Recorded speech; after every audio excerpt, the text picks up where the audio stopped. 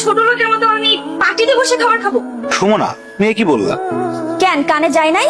যা শুনছো সেটাই বলছি। ও মা, তুমি যদি ওই পাটিতে বইয়া না খাইতে পারো, আমার ঘরে একটা চেয়ার আছে, অবশ্য পাওটা একটু ভাঙ্গা, তবে তুমি বইসা খাইতে পারবা, অসুবিধা হইব না। স্যার ডাইনা দেই।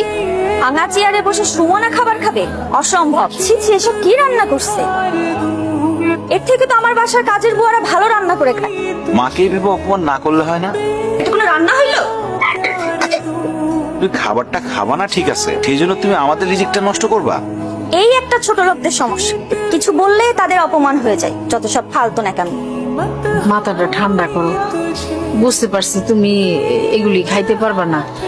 তুমি কও তুমি কি খাইবা, সাইফুল হোটেল থেকে আইনা দিই।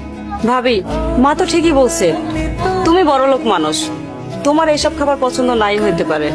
তুমি কি খাবা বলো? ফ্রাইড রাইস আর চিকেন ফ্রাই। মা, সেটা তো মেলা দাম। আমি সারাদিনে যে ইনকাম করি তা দিয়ে তো এক প্লেট ফ্রাইড রাইসও হবে না। এই বাসি পচা গন্ধ খাবার তুমি কোথা থেকে এনেছো? ওই যে আমাকে 3 রাস্তার মোড়ে যে দোকানটা আছে না, সুন্দর করে ওই দোকান থেকে আনছি। আমার সামনে নিজে বানাই দিছে। আমি কি ফুটপাতের খাবার খামে? তোর কাছে বড় কোনো চাইনিজ রেস্টুরেন্ট চোখে পড়ে নাই? মানে তোকে বিয়ে করছি বলে কি তুই আমার লেভেলটা ফুটপাতে নামে আনছোস? বউ, তুমি তো জানো আমি একজন গরিব সবজির দোকানদার। সবজি বিক্রি করে যা ইনকাম করি, তা তো বড় রেস্টুরেন্ট থেকে খাবার কেনার মতো সামর্থ্য আমার নাই। হারাম জাদা, তাই বলে কি তুই আমাকে ফুটপাত থেকে খাবার এনে খাওয়াবি? ধর, তোর খাবার তুই খা।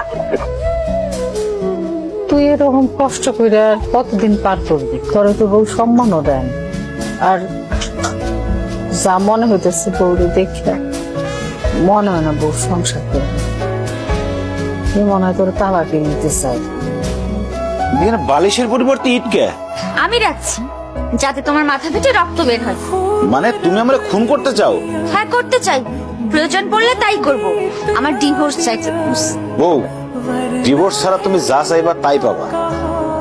প্রয়োজনে আমি প্রতিদিন অনেক বেশি পরিশ্রম করে তোমার জন্য চাইনিজ থেকে খাবার নিয়ে আসবো, ভালো ভালো খাবার নিয়ে আসবো। আমার না কোনো খাবার চাই না, আমার না তোমার থেকে ডিভোর্স চাই। কারণ তোমার মতো সবজিওয়ালার সাথে না আমার যায় না। কি হলো, এরকম বজ্রপাত হয়ে যায় মানুষের মতো চুপচাপ বসে আছো কেন?